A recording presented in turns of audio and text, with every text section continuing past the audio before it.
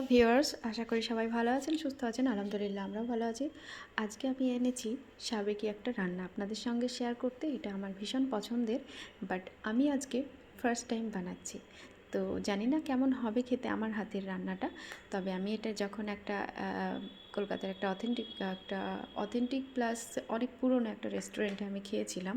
তো সেখানে first time খেয়েই আমার প্রচণ্ড ভালো লেগেছিল। তারপর থেকে সেটা ফেভারিট হয়ে গেছে, আর ওখানে গেলে আমি বারবার এটাই খাই। শুধু আমি নয়, মানে আমার হাজব্যান্ডের ফেভারিট, উনি আমাকে এটা খেতে বলাতে আমারও তারপর থেকে এটা ফেভারিট হয়ে গেছে। এই হচ্ছে ব্যাপারটা। তো ভাবলাম এটা রেসিপিটা একটু খোঁজাখুঁজি করি, তারপরে যাই হোক পেয়ে গেলাম। তাই ভাবলাম আজকে যখন বানাচ্ছি একটু শেয়ার করি আপনাদের সঙ্গে।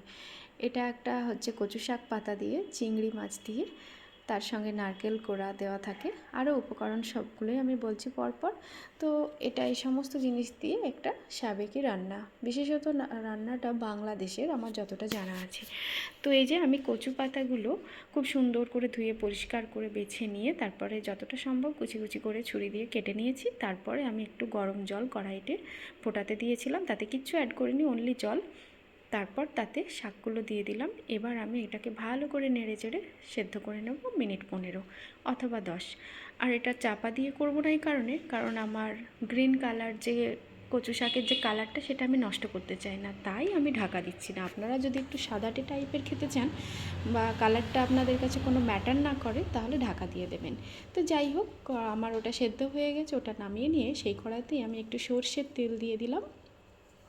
তাতে চিংড়ি মাছ, নুন এবং একটু আমি লঙ্কা গুঁড়ো অ্যাড করেছি, যদিও এখানে কাশ্মীরি রেড মির্চ অ্যাড করেছি, যেটা শুধুমাত্র কালার অ্যাডিংয়ের জন্য।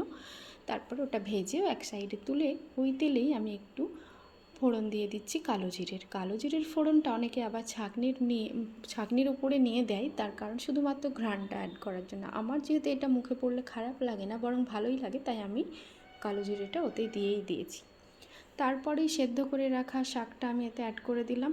আলাদা করে এক্সট্রা কোনো তেল দিইনি এখনও, কারণ পরে দিতে হবে। আর এটা সর্ষের তেলের রান্নাটাই খুব ভালো লাগে খেতে। তো যাই হোক, তারপরে এক চিমটে নুন, একটুখানি হলুদ।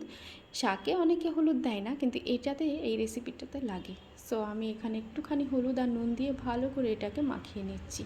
নেড়ে চেড়ে যতটা সম্ভব খুন্তির সাহায্যে এটাকে স্ম্যাশ করে নিতে হবে, নাড়তে হবে, এবং সেই সঙ্গে একটা স্ম্যাশ করার মতো করেই নাড়তে হবে। ঠিক আছে, তাহলে যতটা সম্ভব এইটা যেন মানে একটা মাখা মাখা ব্যাপারটা চলে আসে, কারণ এই রান্নাটা ভীষণ মোলায়েম হয়।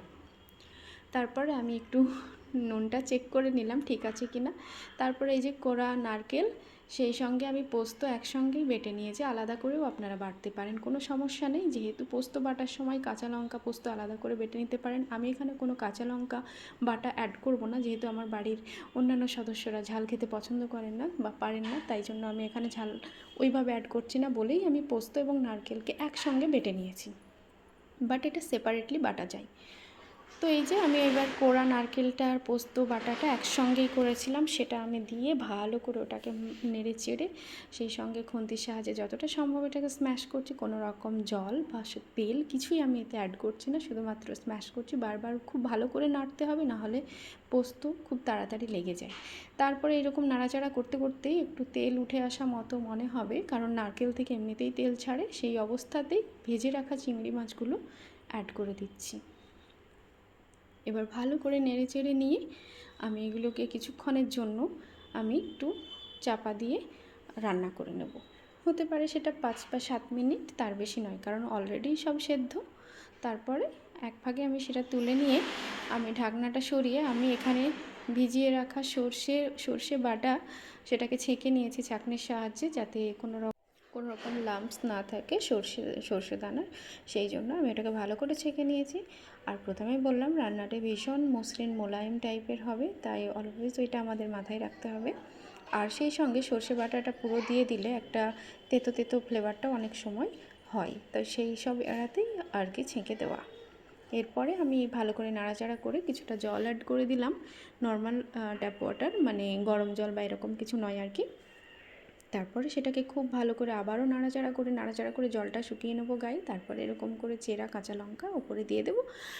আর মেন যে জিনিসটাতে দিতে হবে সেটা হচ্ছে কাঁচা সর্ষের তেল, যেটা দিলে অনবদ্য টেস্ট আসবে। আর সেই সঙ্গে যে একটা কচু শাকের আমরা ন্যাচারালি ভয় পাই যে গলাতে একটা ইরিটেশন হয়, কুটকুটে ভাব যেটাকে বলে, সেসব তো থাকবেই না। সেই সঙ্গে এর যে একটা সুঘ্রাণ বেরোবে, ব্যাস ওটাতেই বাজিমাত। আর কি বলবো, অসাধারণ একটা ফ্লেভার আসে। তো একটু বেশি করেই এতে তেল লাগে। রান্নার সময় তো দেখলেন, তারপরে কোনো তেল অ্যাড করিনি, কিন্তু তারপরে লাস্টে মানে রান্নার শেষে অবশ্যই কাঁচা সর্ষের তেল এটাতে অ্যাড করতে হবে একটু বেশি করে। তারপরে আবারও আমি একটু স্ম্যাশ করে নিচ্ছি। তারপরে এটাকে আমি সুন্দরভাবে সার্ভ করে দেব। আর সার্ভ করার সময় অবশ্যই একটু ওপর দিয়ে সর্ষের তেল ছড়িয়ে নেবেন আপনারা। তো ভিডিওটি কেমন লাগলো অবশ্যই জানাবেন আপনাদের মতামত, আর সেই সঙ্গে একটু লাইক কমেন্ট শেয়ার করতে ভুলবেন না। আবারও আসবো নতুন কোনো রেসিপি বা নতুন কোনো রিভিউ ভিডিও নিয়ে। ততক্ষণ সবাই ভালো থাকবেন, সুস্থ থাকবেন। আজকের মতো আসি, টাটা।